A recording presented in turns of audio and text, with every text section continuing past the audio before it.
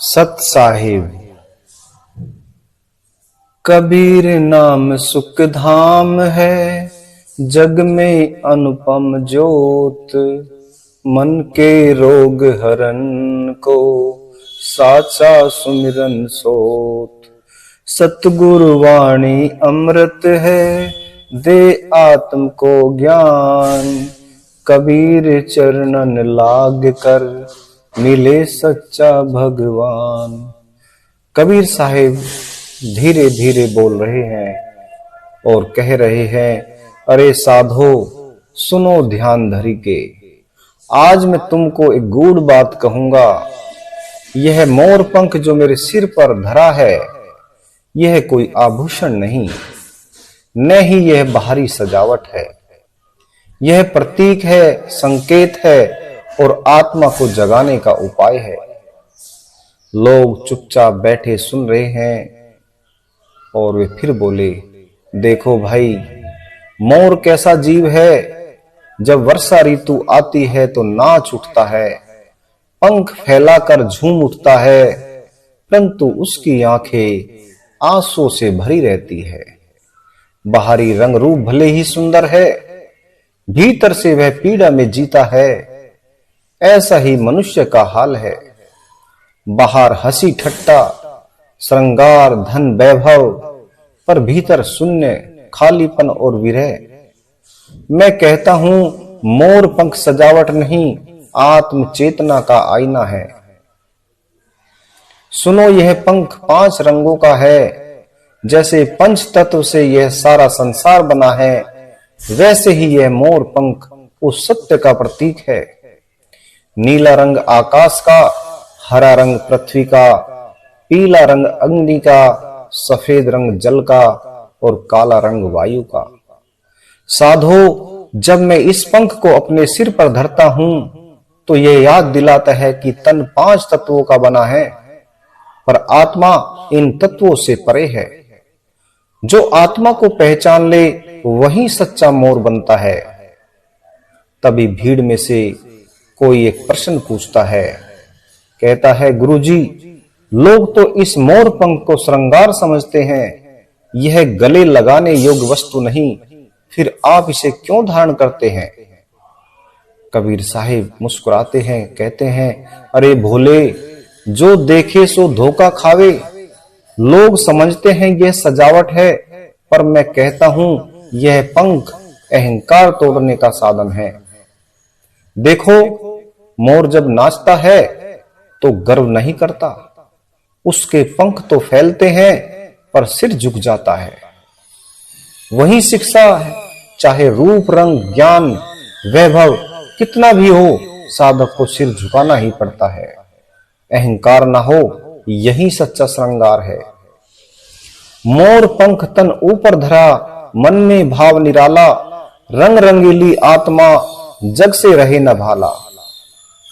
कबीर साहिब फिर बोलते हैं, साधो, मोर पंख का एक और रहस्य है। इसमें अनेक आंख जैसी बिंदु बने हैं। क्या तुम जानते हो क्यों? वह आंखें यह कहती है कि साधक का मन हर दिशा में देखना चाहिए, सतर्क रहना चाहिए। जैसे मोर पंख में हजारों आंखें हैं, वैसे ही साधक की दृष्टि बाहर और भीतर दोनों ओर होनी चाहिए। बाहर जगत का खेल देखे और भीतर आत्मा का प्रकाश। भीड़ में खुसर फुसर शुरू हो गई। कबीर साहब मुस्कुराए और बोले, अरे भाई, यह मोर पंख केवल सुंदरता नहीं, यह तो जीवन का संदेश है। पंख सिखाता है, नाचो प्रभु की वर्षा में, सिर झुकाओ विनम्रता से, भीतर की आंखें खोलो, पंच तत्व को पहचानो और आत्मा की पुकार सुनो। फिर थोड़ा रुककर कबीर साहिब कहते हैं, यह मोर पंख सिर पर सजाकर मैं तुम सबको याद दिलाता हूं कि जीवन खेल नहीं, साधना है। जैसे मोर पंख में रंग रंग की छटा है, वैसे ही आत्मा में अनंत रंग है, पर जब तक साधक भीतर उतरकर उस रंग को न देखे, तब तक जीवन अधूरा है। शिष्य फिर एक प्रश्न पूछता है, गुरुजी, क्या मोर पंख धारण करने मात्र से मोक्ष मिल सकता है? कबीर साहिब कड़क स्वर में बोले, नहीं रे, धारण करने से कुछ नहीं होता। अगर मोर पंख बांधने से ही मुक्ति मिलती तो सारा संसार इसे सिर पर बांध लेता। सच्चा पंख तो मन में जागता है। जब मन पंख की तरह फैलकर आकाश छू ले तब साधक को असली आनंद मिलता है। कबीर साहिब गंभीर स्वर में बोले, साधो सुनो, मोर पंख प्रतीक है विरक्ति का। जैसे मोर जहर खा लेता है और उसे अमृत में बदल देता है, वैसे ही साधक जब दुख और कष्ट सहता है तो उन्हें साधना में बदल देता है। मोर का यही रहस्य है और मोर पंख का यही संदेश है। धीरे धीरे सभा में मौन छा जाता है। सब लोग गहरी ध्यान मुद्रा में बैठ जाते हैं। कबीर साहिब धीमे स्वर में बोले, मोर पंख बाहर नहीं भीतर खोजो। जब मन की आंखें खुलेगी तब यह पंख तुम्हारे भीतर भी दिखाई देगा। सुनो साधो, मोर पंख का रहस्य केवल पंच तत्व तक नहीं है, यह प्रेम और विरह का भी दर्पण है। देखा है न तुमने मोर को? जब घटा गिरती है, बिजली चमकती है, वर्षा की बूंदें बरसती है तो मोर का हृदय फड़क उठता है। वह नाचने लगता है, पर उसका नृत्य किसी दिखावे के लिए नहीं, उसका नृत्य विरह और मिलन का प्रतीक है। वह बरसात की हर बूंद में अपनी प्रिया को देखता है और उसी विरह की आग में झूम उठता है। कबीर साहिब गंभीर हो गए और बोले, साधो, आत्मा भी ऐसी ही है। वह परमात्मा से बिछड़ी हुई है। बरसात की हर बूंद जैसे मोर को नचाती है, वैसे ही ईश्वर का हर संकेत आत्मा को पुकारता है। मोर पंख यही कहता है, विरह बिना प्रेम अधूरा है, विरह बिना भक्ति सूखी है और विरह बिना साधना बंजर है। शिष्य फिर एक प्रश्न पूछता है, गुरुजी, अगर मोर पंख विरह का प्रतीक है तो प्रेम कहाँ है? कबीर साहिब बोले, अरे भाई, मोर का रंगीन पंख ही प्रेम है, जिसमें नील हरित पीला श्वेत सब रंग समाये गए हैं। वैसे ही प्रेम में भक्ति, दया, करुणा, त्याग सब रंग मिल जाते हैं। साधो, प्रेम वह नहीं जो एक रंग में बन जाए, प्रेम वह जो इंद्रधनुष बनकर आत्मा को सजाए। मोर पंख सर माथे धरा, प्रेम रंग चहूं और, बिना प्रेम सब सूना, क्या तीरथ क्या भोर। सुनने वाले सभी लोग आंसू बहने लगते हैं, मौन छा जाता है। कबीर साहिब बोलते रहते हैं और कहते हैं, सुनो, मोर पंख ब्रह्म ज्ञान का भी दर्पण है। तुमने देखा है नहीं, इसके बीचों बीच एक गोल नयन जैसा चिन्ह होता है।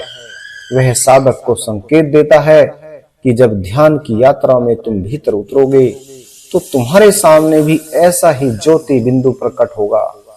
वही ब्रह्म का द्वार है, वही साधना का लक्ष्य है। शिष्य विस्मित होकर पूछता है, गुरुजी, क्या इसका अर्थ है कि मोर पंख धारण करने वाला ही ब्रह्म ज्ञान को पा सकता है? कबीर साहिब तेज स्वर में बोले, नहीं रे मूर्ख, पंख केवल प्रतीक है।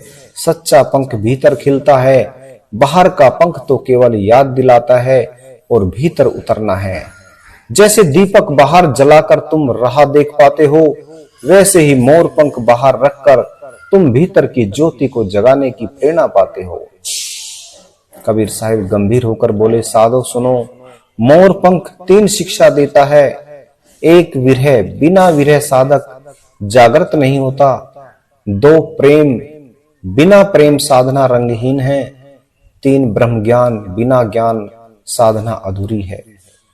विरह साधक को झकझोरता है, प्रेम साधक को बहता है और ब्रह्म ज्ञान साधक को मुक्त करता है। भीड़ में शांति छा जाती है। कोई आंखें बंद करके ध्यान करने लगता है। कबीर साहिब धीरे धीरे बोलते हैं, साधो, मोर पंख सिर पर धारण करना ही लक्ष्य नहीं, सच्चा पंख तो हृदय में खिलना है। जब आत्मा विरह से रोएगी, प्रेम से भरेगी और ज्ञान से जागेगी, तभी मोर पंख की असली पहचान होगी। साधो, अब सुनो, यह मोर पंख अहंकार का शत्रु है। देखो भाई, मोर का पंख जब फैलता है तो रंगों की शोभा देखते ही बनती है, पर उसी क्षण मोर का सिर झुक जाता है। यही शिक्षा है साधक के लिए। कबीर साहिब गंभीर स्वर में बोले, संसार में जो भी मिला, धन, यश, रूप, ज्ञान, वह सब ईश्वर की देन है, पर मनुष्य क्या करता है? उस पर गर्व करता है, अहंकार पालता है। अरे अहंकार तो विष है। जैसे मोर जहर को पीकर भी अमृत में बदल देता है, वैसे ही साधक को चाहिए कि वह अहंकार के विष को वैराग्य में बदल दे। भीड़ में हलचल होती है, कोई पूछ बैठता है, गुरुजी अहंकार छोड़ना इतना कठिन क्यों?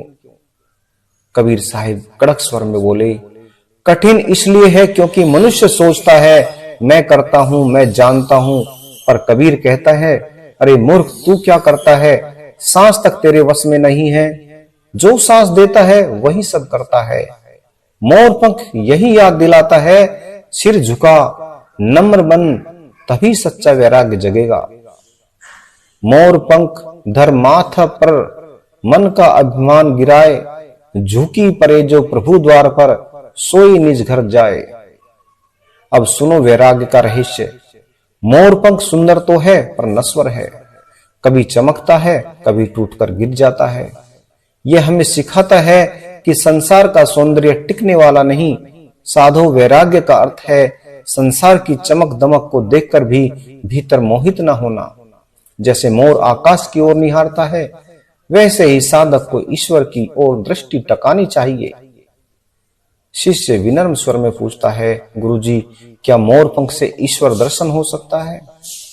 कबीर साहब मुस्कुराकर बोले, पंख से नहीं, पर पंख के संदेश से अवश्य। सुनो, मोर पंख के बीचों बीच गोलाई में एक नेत्र जैसा चिन्ह होता है, वह साधक को संकेत देता है, अरे तीसरा नेत्र खोल। जब साधक भीतर उतरकर ध्यान करता है, तब वही बिंदु प्रकाश बनकर सामने आता है। वही प्रकाश ईश्वर दर्शन का द्वार है। साधो अहंकार मिटे, बिना ईश्वर का प्रकाश नहीं दिखेगा। वैराग्य बिना मन स्थिर नहीं रहेगा, और जब मन स्थिर होगा तभी तीसरा नेत्र खुलेगा, तभी मोर पंख का सच्चा प्रकट होगा रहस्य।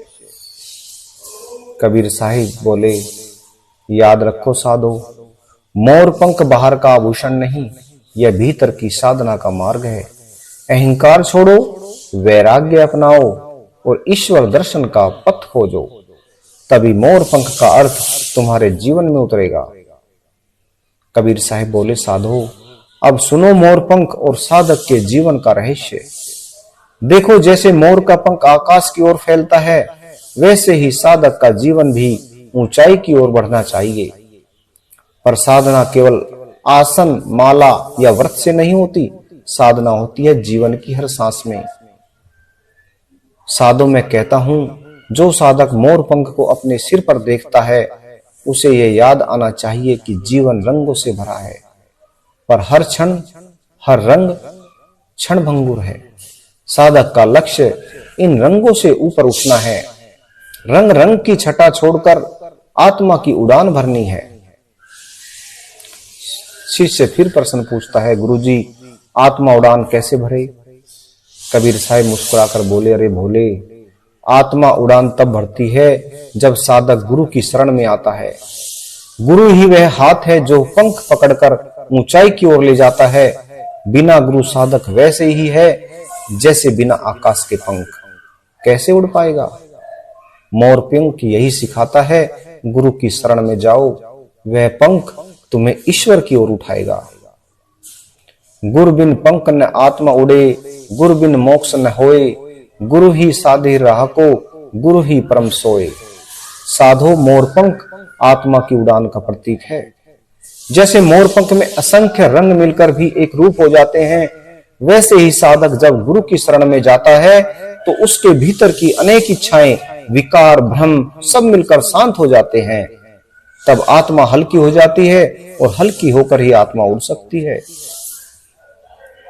साधो भीड़ में गहरा मौन छा जाता है। कबीर साहब और गहराई से बोलते हैं, साधो यह जीवन छोटा है, सांसें गिनी चुनी हैं। तुम सोचते हो बहुत समय है, पर मैं कहता हूं एक सांस भी यदि गुरु और ईश्वर की याद में न बीते तो जीवन बेकार है। मोर पंख यही चेतावनी देता है, समय व्यर्थ मत गवाओ, अभी उड़ान भरो। हे साधो, मोर पंख को देख देख कर मत मोहित हो, उसके भीतर का रहस्य पकड़ो। पंख की नोक ऊपर है, वह संकेत देती है ऊपर जाओ, ऊपर उठो। भूलो मत, तुम्हारा घर यही नहीं है, तुम्हारा घर उस पार है। भीड़ में शिष्य फिर एक प्रश्न पूछता है, गुरुजी, अगर आत्मा उड़ जाए तो कहां पहुंचती है? कबीर बोले, अरे भाई, आत्मा अपने सच्चे घर पहुंच जाती है, जहां शांति है, आनंद है, अमरता है, जहां कोई भय नहीं, कोई मृत्यु नहीं, कोई बंधन नहीं। वही आत्मा का असली घर है, वही मोरपंख का अंतिम रहस्य है। साधो, याद रखो, मोरपंख सिर पर सजाने से कुछ नहीं होगा। सच्चा पंख भीतर जगेगा, तभी आत्मा को उड़ान मिलेगी। गुरु की शरण लो, विरह को जियो, प्रेम को साधो, अहंकार छोड़ो, वैराग्य अपनाओ, तभी मोर पंख का अर्थ पूरा होगा। कबीर साहिब ने मोर पंख का रहस्य खोलकर हमें समझाया है कि यह केवल एक आभूषण नहीं, बल्कि आत्मा की उड़ान का प्रतीक है। यह हमें अहंकार छोड़ने, वैराग्य अपनाने और गुरु की शरण में जाकर ईश्वर दर्शन पाने का मार्ग दिखाता है। अगर आपको कबीर साहिब की यह अमूल्य वाणी हृदय को छू गई हो तो इस वीडियो को लाइक कीजिए, अपने मित्रों के साथ शेयर कीजिए और चैनल को सब्सक्राइब कर लीजिए, ताकि कबीर साहिब की और भी अनमोल शिक्षाएं आप तक पहुंचती रहे। याद रखो, मोर पंख बाहर नहीं, तुम्हारे भीतर है, बस साधना से उसे पहचानना है। सत साहिब।